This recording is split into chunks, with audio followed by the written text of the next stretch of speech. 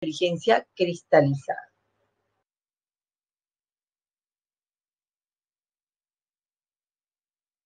Muy bien, observemos detenidamente esta lámina.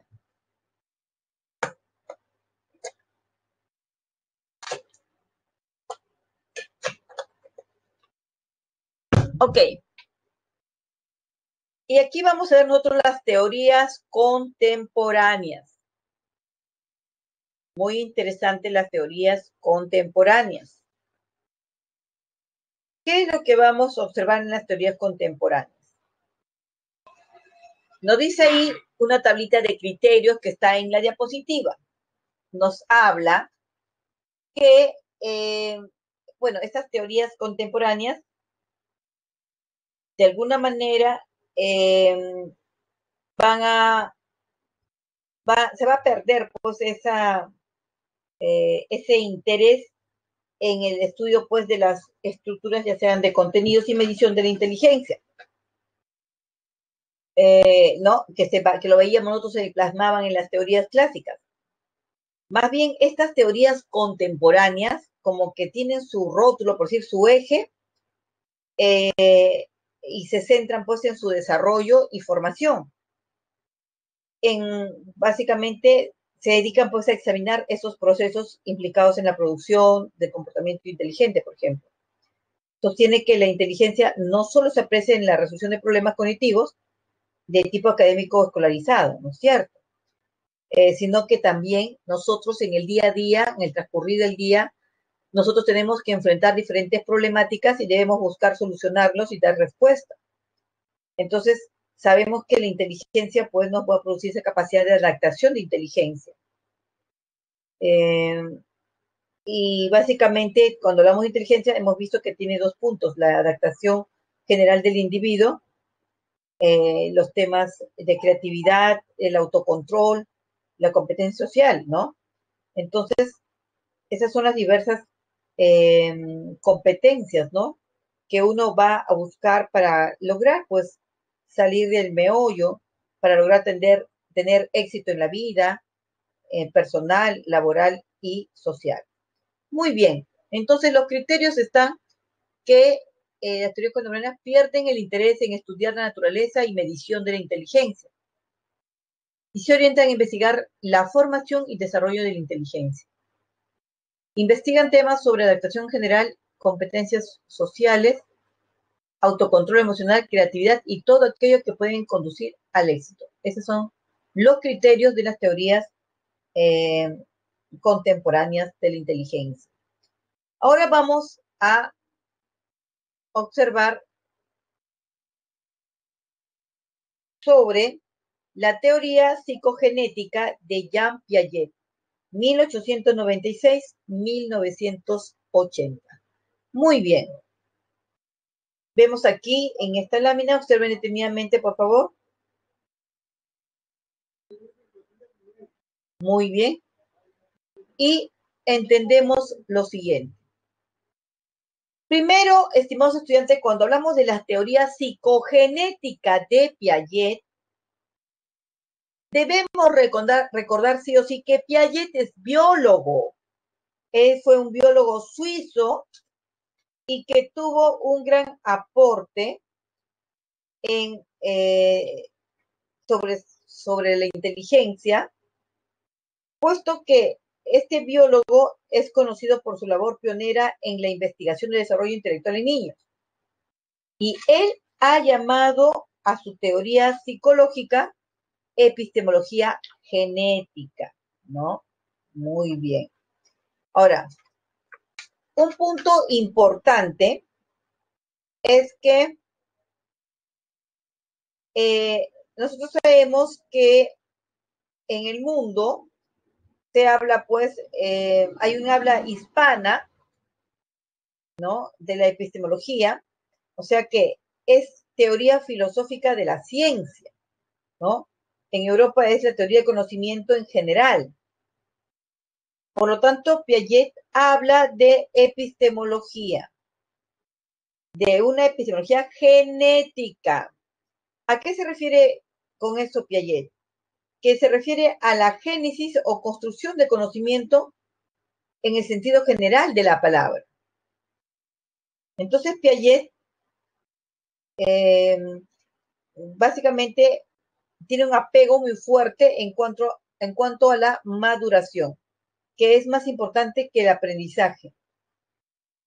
Es decir, que esa situación de interacción sujeto-entorno en un tiempo que se da pues en un tiempo determinado. Entonces, el desarrollo intelectual sería un proceso espontáneo que prolonga la embriogénesis, es decir, la formación de nuevas estructuras, no solamente situaciones cognitivas, sino también biológicas del organismo del sujeto.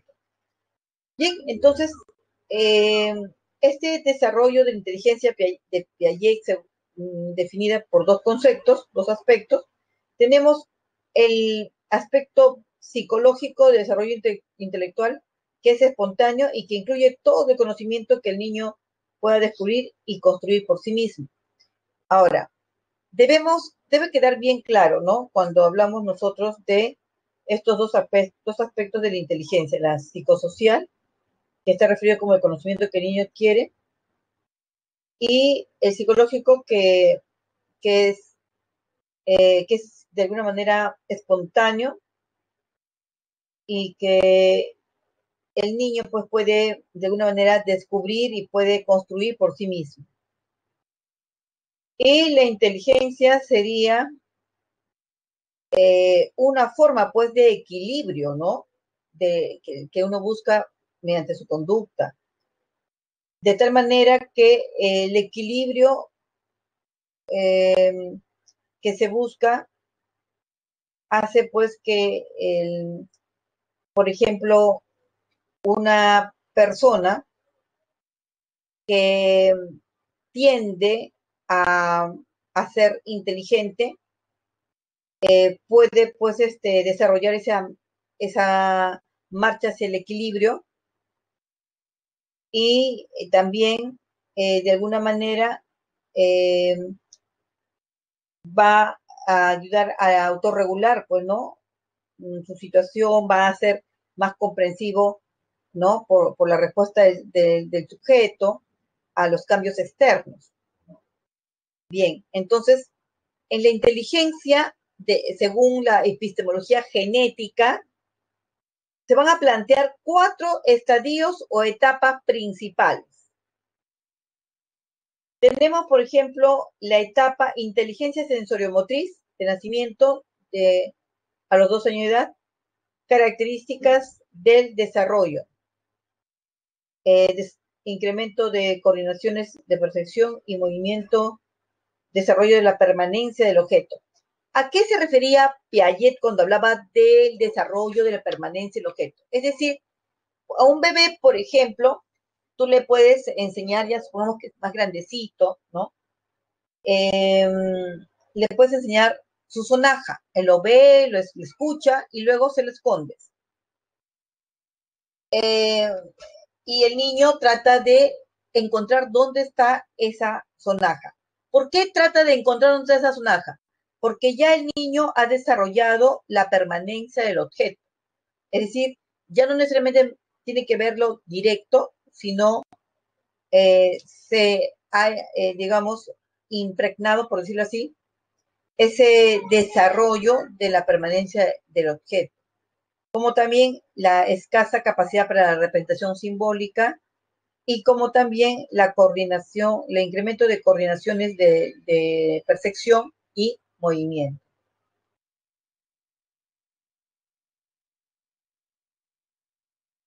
Aquí vemos estadios o etapas de Piaget. Acabamos de ver la inteligencia sensoriomotriz del nacimiento hasta los 2 años de edad. También la inteligencia eh, preoperacional de 2 a 7 años. Muy bien, vamos a analizar por partes. Analizamos primero este terreno. En este caso, en la inteligencia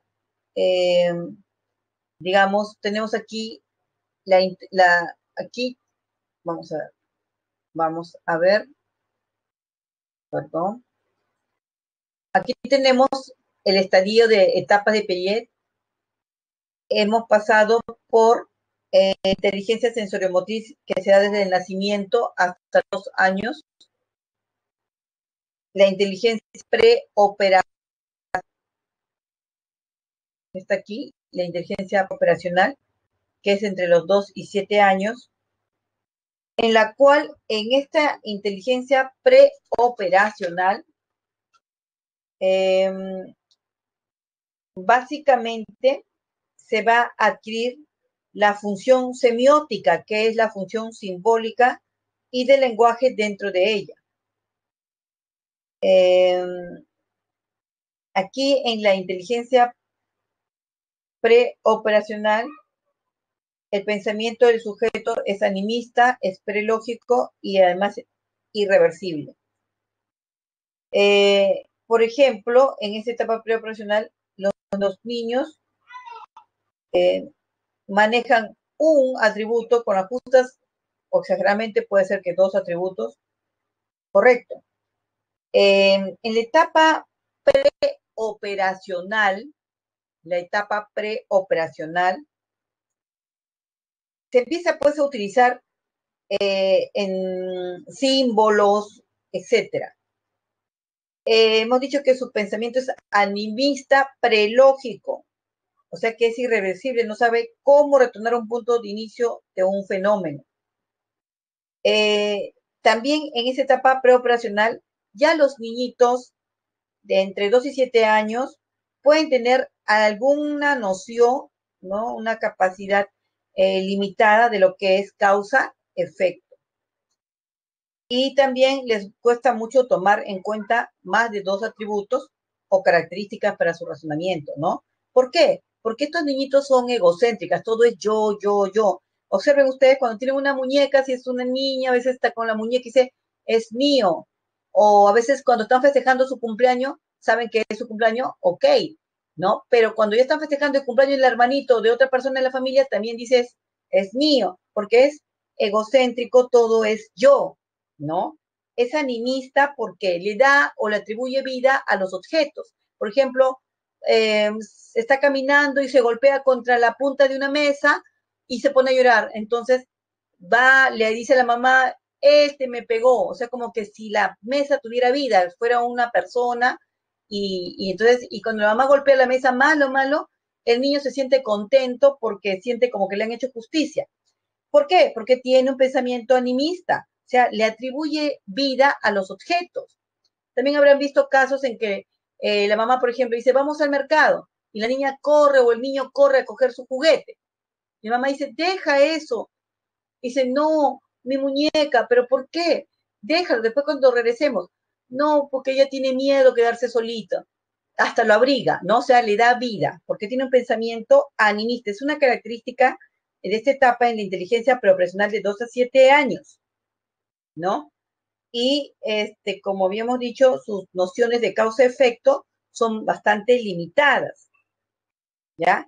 Pero también justo esta etapa pues coincide con la etapa de la infancia, o sea, coincide cuando uno va al colegio, ¿no? A inicial, lo que llaman nido inicial. Entonces aquí ya los niñitos entre esta edad empiezan los profesores a inculcarles el conocimiento, por ejemplo, de los colores, de las letras, de los números. Entonces vemos que tiene, pues, ya hay una tendencia, ¿no? A entender ciertos símbolos, todavía en forma limitada, pero ya hay una tendencia a entender ciertos límites. Entonces, eso es la inteligencia preoperacional, ¿no? La preoperacional que se da entre 2 y 7 años, ¿no? Entonces tenemos nosotros la primera etapa que es la sensoriomotriz, que hemos dicho que cuando ya el niño, se da entre los 0 y 2 años, que el niño tiene ya el desarrollo de la permanencia del objeto, cuando ya puede recordar que ha visto y luego lo escasa, todavía muy escasa capacidad de representación simbólica, ¿ya? Y también hemos visto la segunda etapa, que es la preoperacional, la que acabo de hablar, de 2 a 7 años, donde es egocéntrico, todo es yo, y le es difícil entender los puntos de vista de otros porque es yoísta, ¿no? Todo es él. Y cree, pues, que las cosas que le gustan a él también le gustan a los demás. Por ejemplo, te dice con una alegría, vamos a ver a ver un dibujito animado, la Pepa, vamos a ver, ¿no? Tiene una emoción y piensa que como a él le gusta, a todo el mundo le gusta, ¿no? Porque tiene un pensamiento egocéntrico. Entre esta edad, pues de 2 a 7 años, como les dije, coincide con la etapa de educación inicial y ya empiezan a identificar algunos símbolos como objetos reales, empieza también un incremento de su vocabulario, ¿no? Y luego tenemos la tercera etapa, que son las operaciones concretas, que se da entre los 7 a 11 años. Ya, y miren, coincidentemente es casi o sea, la etapa donde los niños están en la edad, en el nivel de educación primaria, ¿no? Entonces, aquí nosotros vamos a ver que son capaces de aplicar pues su razonamiento a casos ya concretos, ¿no? Es decir, ya puede resolver ciertos problemas concretos. Y por eso ya el niño es capaz también de clasificar, como vemos acá en este logo, ¿no? Es capaz de clasificar, de la seriación, de contar 1, 2, 3, de tener una secuencia lógica, ¿no? En sus ideas.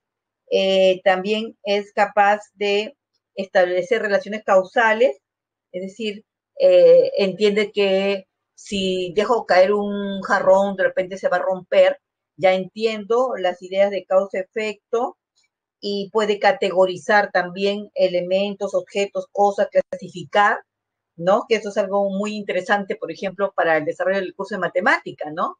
Puede hacer clasificaciones mediante los diferentes conjuntos, etcétera. Y aplica, pues, ¿no? Estas operaciones en esos eventos concretos, ¿no? Entonces, es en la etapa de las operaciones concretas. Y que se da de los 7 a 11 años de edad. Y de ahí tenemos nosotros la inteligencia que se da en en esa etapa operacional formal, ¿no? Aquí vemos en esta cuarta etapa, entre los 11 y 18 años. Entonces, casi pues coincidente con la etapa secundaria. Ahora, aquí vemos que ya de alguna manera está entrando, pues obviamente es un puber, ¿no? Está entrando en la adolescencia. Y una característica importante que se tiene en esta etapa es que ya la persona se preocupa un poco más por su futuro. Es decir, empieza a tener cuestionamientos acerca de su propia vida y qué es lo que le depara el futuro. Y por eso se pregunta qué voy a hacer, a dónde voy a ir, qué es lo que quiero ser en la vida. Y empieza a tener un razonamiento mediante un pensamiento hipotético deductivo, ¿no? Entonces empieza a plantearse también muchas incógnitas, muchas preguntas. Y para eso, en esta etapa ya tiene una comprensión, por ejemplo, de las cosas que pueden suceder en forma analógica, ¿no? Tiene esa capacidad o también de interpretar las cosas de manera metafórica. Ahora, ah, en ese sentido también ya vemos que empieza a tener más oportunidades para desarrollar problemas más complejos, incluso de operaciones algebraicas, y algo importantísimo que ya también es capaz de reconocer, digamos, las definiciones, los conceptos abstractos, ¿no? Ya empieza a entender lo que es el término de justicia, el término de libertad, el término de equilibrio, en fin, empieza a tener ya más adquisición de los conceptos abstractos y también es capaz de desarrollar conceptos morales, ¿no? Por eso que vemos los adolescentes que siempre están en cuestionamiento con las cosas que suceden en la sociedad, en el entorno. Y obviamente, pues ya puede solucionar problemas más complejos, donde se necesita de una mayor lógica, ¿no? En ese sentido. Muy bien. Y ahora vamos a ver sobre la teoría sociohistórica de Lev Vygotsky, ¿de acuerdo?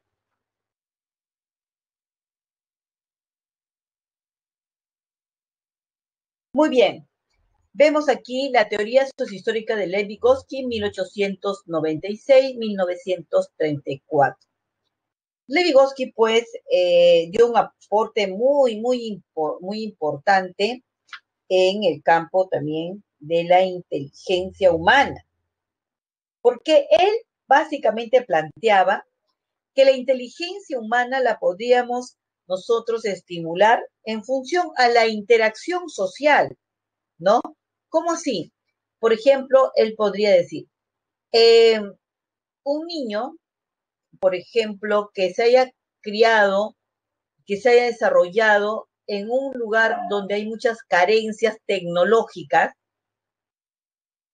y de repente ese niño, todo inicial, primaria, nunca tuvo la oportunidad de eh, manipular, de contactar, de observar, de aplicar sus conocimientos mediante la tecnología, por ejemplo, la tecnología de punta, de las NTICs, ¿no? De la nueva tecnología, en fin. Este niño, como no ha tenido esa oportunidad, obviamente no va a desarrollar esas habilidades. Tú le das un control remoto y no vas a saber qué hacer. Le pones frente a una computadora y no sabe ni siquiera encenderla. Puede pasarse muchas horas mirándola y no lo va a hacer. Entonces, ¿por qué no lo hace? Supongamos que tiene un CI desarrollado. ¿Por qué no lo hace? Ah, porque simplemente no, como no ha tenido esa oportunidad de interacción social con estos elementos, con estas herramientas, etcétera, su capacidad intelectual también está limitada y no va a lograr desarrollar. En cambio, si a un niño desde pequeño, desde la primera infancia, se le ha otorgado la oportunidad de interaccionar, de interactuar con estos elementos o herramientas,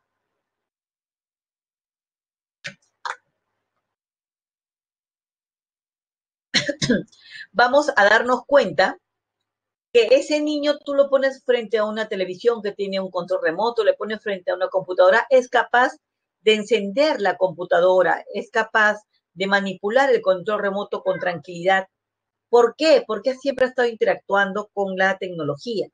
Entonces tendría razón lo que dice Lev Vygotsky cuando nos habla que la inteligencia humana es un resultante de la interacción social. Es decir, que la persona, cuanto mayor oportunidad tiene para interactuar con su medio, para interactuar con la tecnología, para interactuar resolviendo diferentes problemas, en esa interacción social, porque cuando uno interactúa socialmente, aprende de otras personas, ¿no? Entonces, estamos hablando de que en el marco de la educación y la cultura, la interacción social es básica, es fundamental, porque ese desarrollo intelectual se va a dar pues en relación de lo que hay entre un experto y un novato. Eso significa que siempre en algún momento de nuestro desarrollo intelectual vamos a necesitar la presencia de una persona que conozca más que nosotros para que nos pueda inculcar, para que nos pueda orientar. Y yo hablo, pues, estimados estudiantes, de experto, novato, puedo decir que puede ser el profesor, el experto, y el novato sería el estudiante, ¿no? Entonces, cuando Vygotsky planteaba que cuando hay una interacción entre ambos, hace que se estimule ese desarrollo intelectual, esa inteligencia, ¿no? Porque, pero debemos recordar que cuando hablamos de esa interacción, no solamente estamos hablando de que va a ser el profesor y el estudiante, también puede ser en algunos casos que sea un adulto, por ejemplo, tus padres. Tus padres podrían ser el experto y el novato serías tú. ¿Por qué? ¿Se han dado cuenta a veces cuando estábamos en el colegio, llegamos a casa, quiénes son los que se sentaban al lado de nosotros para resolver los ejercicios, las tareas del colegio? Los padres.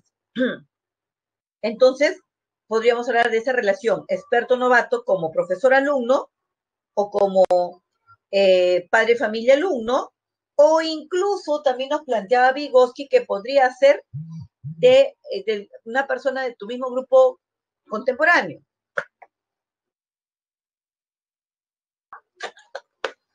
¿A quién se refiere? Que puede ser la relación entre estudiante. Siempre en el colegio, recordarán ustedes, siempre hay un alumno que se destaca más, que domina más algunas materias. Entonces, ese alumno destacado podría ser el experto y el compañero de clase puede ser el novato. Lo que importa aquí es lo que básicamente Vygotsky nos decía, que la inteligencia es producto del aprendizaje en la interacción social. Es decir, lo que importa es la interacción social que debe tener el sujeto, ya sea con maestros, sea su padre, sea con mismos compañeros de clase. Y también nos planteaba Vygotsky acerca de la internalización. Básicamente, el desarrollo de la inteligencia humana va a depender de la internalización de prácticas sociales.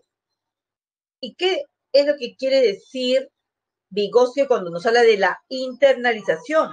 Nos dice pues que es la construcción o una reconstrucción básicamente de las operaciones aprendidas y que hemos realizado de estas interacciones sociales. Entonces, esta internalización, estimados estudiantes, se va a ver en dos aspectos.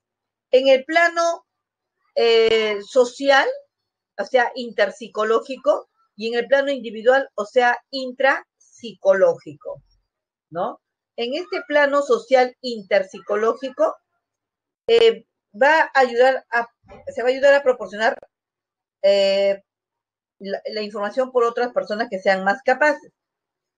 Y luego en el plano individual intrapsicológico, o sea, interno, sostiene la persona mediante su pensamiento, mediante su habla, ¿no? Se va a desarrollar.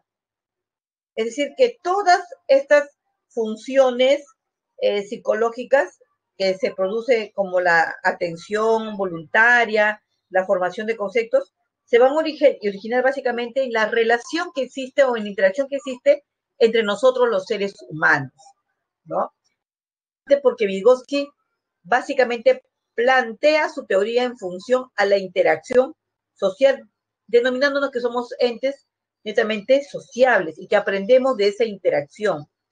Entonces, esto es un aspecto muy relevante, muy importante, en la cual Vygotsky pues, experimentó con escolares de 8 años de edad, los dividió en dos equipos, ¿correcto?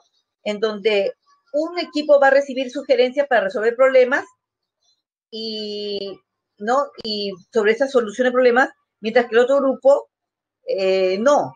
Entonces va a descubrir pues que el grupo que logra tener las orientaciones adecuadas para resolver problemas, obviamente va a tener la oportunidad de tener un mejor, por ejemplo, rendimiento intelectual.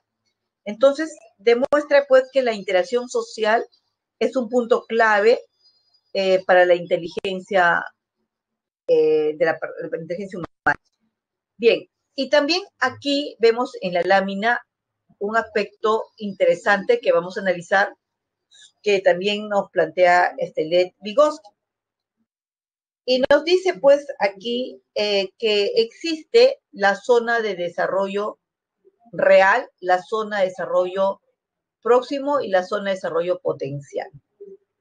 Veamos la diferencia entre cada una de estas zonas. Primero, vamos a entender que todas las personas, por ejemplo, siempre van, por decirte, al colegio con un aprendizaje previo, ¿no? Ya. Y y cuando nosotros evaluamos esa situación, vamos a obtener un resultado. Ese resultado vendría a ser el nivel real de desarrollo. ¿Cómo así? Por ejemplo, supongamos que es un niño que ha estado en educación inicial. Este niño de educación inicial tiene, está terminando el nido, el jardín, a los 5 años. Entonces, ahora el próximo año va a pasar a primer grado de primaria. La profesora de primer grado le toma un examen al niño, el famoso examen de entrada. ¿Para qué toma el examen la profesora? Para saber cuánto conoce el niño, cuánto sabe. Supongamos que la profesora de primaria ha planteado que los niños, para que pasen a primer grado, deben ser por lo menos 50, contar hasta el número 50. Y por lo menos debe reconocer el abecedario, las vocales, las 5 vocales. Muy bien. La profesora de educación primaria le toma un examen al niño que viene de educación inicial de 5 años. Y resulta que el niño sabe las 5 vocales y también sabe contar hasta 50. Entonces, la profesora le permite el acceso de ingreso a primer grado de primaria. Muy bien. Esta evaluación que se tomó al niño es el nivel real, es decir, es lo que el niño sabe, esa evaluación de entrada que se tomó, es el nivel real de desarrollo del niño, ¿no? Es decir, lo que sabe ahora, lo que hace ahora. El siguiente, luego la profesora durante el año escolar se ha planteado en su programación curricular que los niños al terminar primer grado de primaria deben saber contar hasta 100. Y además deben saber todo el abecedario. Entonces resulta que cuando termina el niño, durante todo el año escolar, la profesora se va a, digamos, le va a dejar ejercicios, los va a sacar a la pizarra, le va a enseñar a resolver los problemas en sus cuadernos, les va a tomar pequeños test, en fin, ellas los va a monitorear y les va a dejar tareas también en casa para reforzar. A ese proceso, estimados estudiantes, es lo que Vygotsky le llamó la zona de desarrollo próximo. El proceso en el cual el profesor lo ayuda a que el niño logre los objetivos. Cuando el niño llega al finalizar el año, el profesor le toma un examen final ya del año, terminó el año escolar. Y el niño efectivamente sabe contar hasta 100 y el niño sabe el abecedario. Entonces implica que el niño aprendió. Ahora, esa evaluación final le va a llamar Vygotsky el nivel de la zona de desarrollo potencial o nivel potencial de desarrollo. ¿Correcto? Es decir, este punto. En otras palabras, para hacer un feedback y se entienda. El nivel de desarrollo real es lo que el niño sabe en el aquí y en el ahora. Por ejemplo, le toma un examen de ingreso, un examen de entrada, y lo que él plasma, lo que responde es lo que él sabe. Ese es su zona de desarrollo real. La zona de desarrollo próximo es, digamos, todo el acompañamiento pedagógico que durante todo el año para que él logre desarrollar mayores competencias o las competencias que está plasmado en el diseño curricular. Entonces, es que le va a ayudar a hacer sus tareas en el colegio, le va a hacer ejercicios en la pizarra, esa es la zona de desarrollo próximo. Y la zona de desarrollo potencial es lo que el niño va a lograr después de este proceso, ¿no? Ya el niño digamos, aprendió a contar del 1 al 100 y además se sabe el abecedario, no solamente las vocales, sino el abecedario. Entonces ese niño ya llegó a su nivel potencial de desarrollo. Al año siguiente, este niño, que este era su nivel de desarrollo potencial, el contar hasta 100 y de saberse el abecedario, ahora le van a tomar un examen de entrada y ahora él, como eso es lo máximo que aprendió, eso es lo máximo que va a tener en el examen. Es decir, eso vendría a ser, se convierte ahora en su zona de desarrollo real. correcto. Y la zona de desarrollo potencial va a ser de que ese niño al finalizar el año sepa contar hasta 200, correcto, y sepa sumar y restar. Entonces, para que suceda eso, para que sepa sumar, restar, el docente lo va a acompañar, va a hacer un acompañamiento pedagógico. Se va a sentar con él, le va a hacer ejercicio, le van a dar con las canicas, van a jugar a la tiendita. En fin, esa es la zona de desarrollo próximo, el acompañamiento que el docente hace al estudiante. Y luego, cuando termina el año, el profesor le va a hacer una prueba de salida. Y efectivamente sabe contar hasta 200, sabe sumar y restar. Eso es en la zona de desarrollo potencial. Y luego, al siguiente año, esa zona de desarrollo potencial se va a volver zona de desarrollo real porque es hasta ahí el máximo de conocimiento que ha obtenido. Correcto, como una cadena. ¿Ok? Eso es lo que prácticamente Vygotsky nos planteaba sobre su teoría sociohistórico-cultural. Yo les estoy haciendo como un resumen para que me puedan entender con mayor rapidez, en forma más directa. Ahora veamos nosotros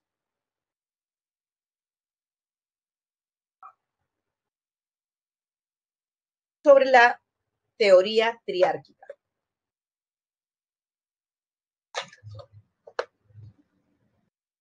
Cuando nosotros hablamos de la teoría triárquica de Robert Stenberg, aquí está Robert Stenberg, 1949, él pues prácticamente propone la existencia de tres tipos de inteligencia: la inteligencia analítica o componencial, la inteligencia creativa o experiencial y la inteligencia práctica o contextual.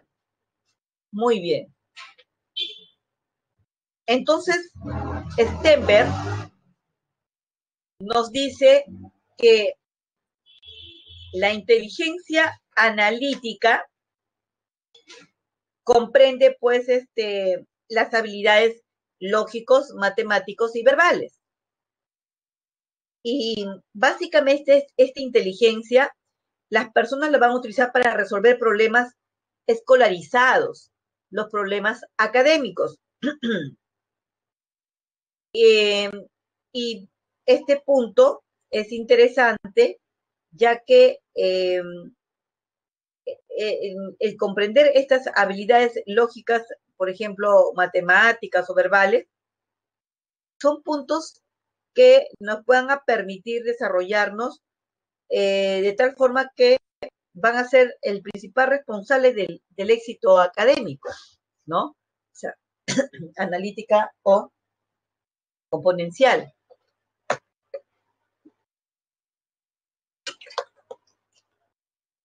Y luego tenemos la inteligencia creativa o experiencial. Cuando nosotros hablamos de creatividad, debemos entender que hay una evidencia, pues, de lo que es la innovación, ¿no? Esa capacidad, por ejemplo, de que una persona puede introducir nuevos conocimientos, nuevos conceptos. Es decir, que en la inteligencia creativa va a haber una situación de gestar nuevas ideas, ¿no?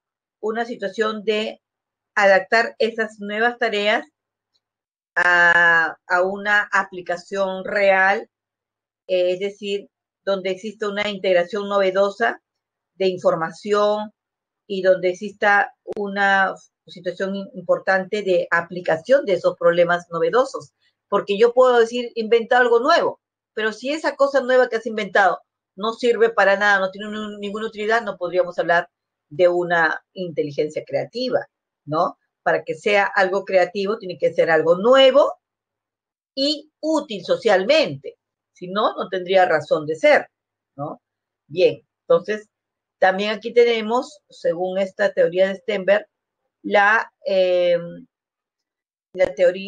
inteligencia práctica o contextual, y que se refiere, pues, básicamente, que en la vida nosotros siempre estamos pasando diferentes situaciones, a veces situaciones que tenemos que resolver ya en forma inmediata.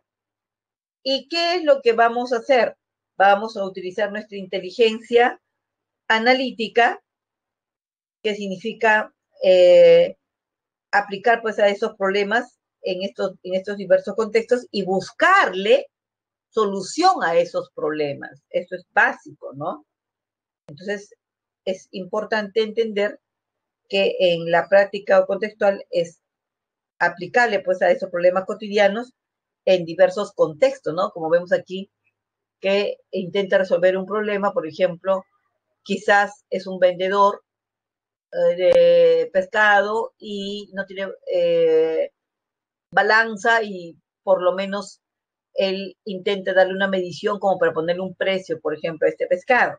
Entonces, la inteligencia práctica contextual es la capacidad pues de ajustarse eficazmente a un contenido para solucionar un problema, ¿no? Entonces, y luego darnos cuenta que esa forma de resolver ese problema después puede ser utilizado por otras personas, ¿no?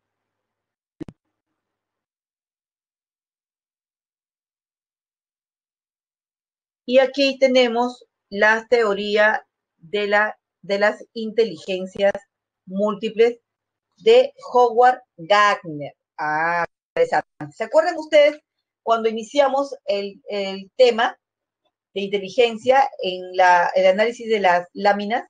Recuerdan que yo les hablaba, les contaba que a veces durante años se habían tenido ideas erróneas en las cuales pensaban que las personas que se desarrollaban en un solo aspecto, de alguna manera, o en una sola área, ya sea matemática, eran lo más inteligente que los demás, y habíamos mencionado que no es así. Gracias a este autor, Howard Gardner, entendemos que existen inteligencias múltiples y que no hay ninguna que sea mejor que la otra o más superable que la otra. Simplemente tenemos diferentes tipos de inteligencia y eso es lo que hace que las personas se desarrollen o lleguen hasta el éxito en algunos de los campos, ¿no? De esta inteligencia. Entonces, veamos aquí eh, la inteligencia, porque aquí entendemos nosotros que la inteligencia es la oportunidad que nos brinda para poder resolver problemas y elaborar pues productos valiosos en una cultura, ¿no? Bien, entonces, en ese sentido tenemos la inteligencia lógica matemática, ¿no? Que es la habilidad para resolver problemas en la base pues de un pensamiento científico, ¿no? Y en este caso, en el lógico matemático están pues los científicos, los ingenieros, los economistas, ¿no? Luego tenemos lingüística. Acá está inteligencia verbal lingüística. Entendemos en esta inteligencia verbal lingüística que eh, estamos, digamos, en, debemos entender que son las personas pues que tienen esa habilidad de poder comprender el lenguaje y de hablar de manera fluida y relacionarse pues con ese tipo de productos que tengan que ver con la lingüística, ¿no? Por ejemplo, aquí recordemos que están los poetas, los escritores, los redactores, etcétera, ¿no? Es la inteligencia verbal lingüística.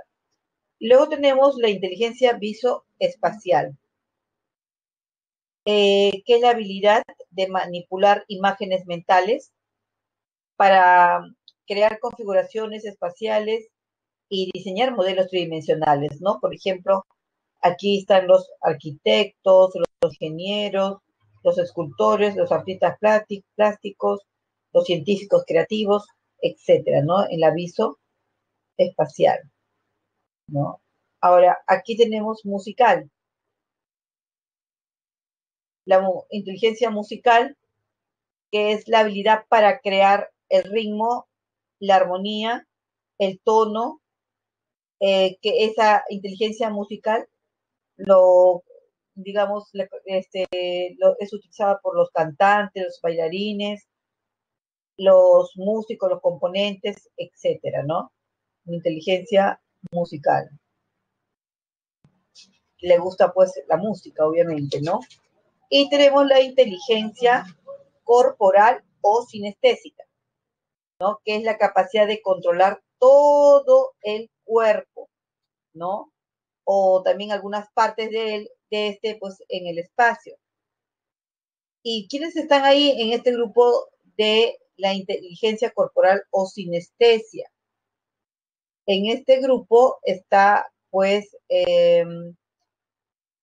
digamos, las personas que tienen esa capacidad de control de todo el cuerpo o de algunas partes de este en el espacio. Por ejemplo, ahí están las bailarinas, están los deportistas, etcétera.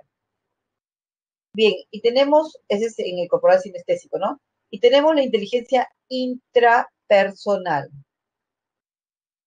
En la inteligencia intrapersonal permite tener un conocimiento claro de sentimientos, emociones y metas personales. Y aquí básicamente es esa persona que tiene la capacidad de reflexionar, la intrapersonal, una capacidad de reflexionar, de, digamos, manejo de las emociones y que no está asociada a actividad concreta alguna, porque lo tienen a veces los terapeutas, lo tienen los psicólogos, los religiosos, etcétera, ¿no? Y luego tenemos la inteligencia interpersonal, que tiene que ver con la capacidad que tiene el sujeto de relacionarse con otros, capacidad de entender y de saberse llevar con otros, propia de buenos vendedores, políticos, profesores o también terapeutas. Y naturalista, la inteligencia naturalista, capacidad para identificar y clasificar los patrones de la naturaleza. Es decir, imagínense, ¿no? Si él tuviera, si una persona tuviera dinero, podría dedicarse pues a la capacidad para identificar y clasificar patrones de la naturaleza propia de sus recursos, ¿no? De sus recursos. Muy bien.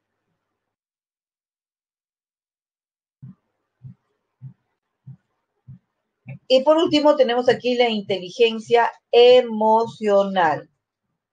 ¿Ok? En la inteligencia emocional tenemos nosotros que entender que de la inteligencia intrapersonal y la inteligencia interpersonal o empática de Howard Gardner, básicamente no va a servir para entender lo que él plantea con su inteligencia emocional de Goleman. Goleman pues va a definir la inteligencia emocional como la capacidad de reconocer nuestros propios sentimientos. No, no todas las personas tienen la capacidad de reconocer sus propios sentimientos. Dicen, no sé qué me pasa, me siento deprimido. En cambio, cuando una persona está bien, utiliza su inteligencia emocional como la capacidad para reconocer sus propios sentimientos y de los de motivarnos y de manejar adecuadamente las relaciones. Abarca pues una situación de autodominio, la persistencia, la capacidad de automotivación, etcétera. Ahora, la inteligencia, pues, de modo nutricional no predice necesariamente un éxito en la vida. Por ello, antes que un cociente intelectual, lo que interesa, decía Goleman, era más bien desarrollar un cociente emocional, ¿no? Cociente emocional. Entonces, la misión de este aspecto de comportamiento es a Goleman el porqué del fracaso de la invalidez predictiva del test de ciencias convencionales, ¿no? Bien, entonces, ese es un punto importante. Muy bien. Y tenemos también cómo reconocer esa inteligencia emocional mediante el autoconocimiento, mediante el autocontrol, ese autoconocimiento que tiene que ver cómo te conoces a ti mismo, tus emociones, el autocontrol, tu capacidad de autorregulación de tus emociones, de saber controlarte, ¿no? Ante una ira, ¿no? Hay gente que no se controla, entonces no tiene inteligencia emocional. Hay gente que sí, frente a un problema muy difícil, aprende a controlarse, no gritar, desesperarse, etcétera, ¿no? Y la automotivación, que es capacidad de organizarse de modo que se canalicen esas metas, esas consecuencias, y la empatía, que es ponerse en el lugar de la otra persona, comprender a la otra persona, sus estados emocionales y sus reacciones conductuales. Y el manejo del estrés, el manejo de bueno, de alguna manera se habla del estrés, porque uno cuando se relaciona con otras personas, a veces hay personas que no logran, de alguna manera, entablar una comunicación adecuada. En cambio, las personas que tienen un manejo de relaciones sociales, se llevan bien con los demás, se interactúan bien, estamos hablando de un manejo de relaciones sociales que tiene que ver con la inteligencia emocional. Ok. Estimados estudiantes, pasamos a los ejercicios. Señale la alternativa relacionada con el uso de la inteligencia fluida. 1. Edwin reconoce rápidamente cuál de sus hermanos mellizos viene hacia él. Así visten ropa idéntica por la forma de caminar. 2. Roxana es capaz de redactar un discurso incluyendo contenido científico y exponerlo con propiedad. 3. Jorge reproduce en la pared algunos diseños, patrones que vio en su libro de su hermano Miguel. Ok, y ya vemos que están participando. Muy bien, Gianfranco, José, Carlos, Adriana, Adrián, María José. Muy bien, chicos. Felicitaciones en letra C. Muy bien, chicos. Siguiente ejercicio. Lisbeth aprovechó una oferta de 2x1 en polos y al momento de revisar sus productos se percató que uno de ellos era diferente por un pequeño detalle en el diseño, procediendo a su cambio de inmediato. En la teoría multifactorial de Tustón renunciaba la evidencia de actitud mental primaria denominada habilidad espacial, significado, fluidez verbal, rapidez perceptual.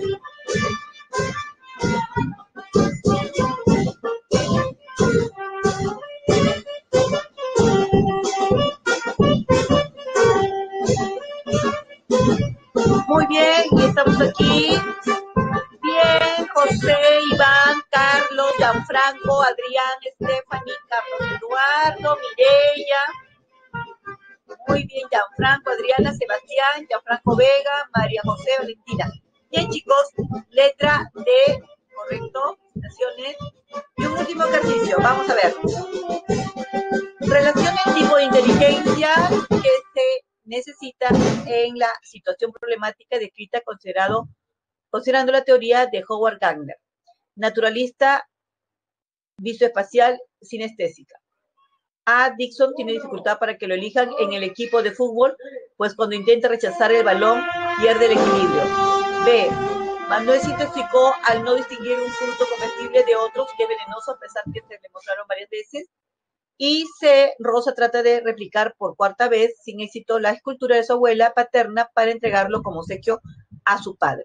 Muy bien, veamos cuál será entonces la respuesta. Ok. Letra B. Muy bien, chicos.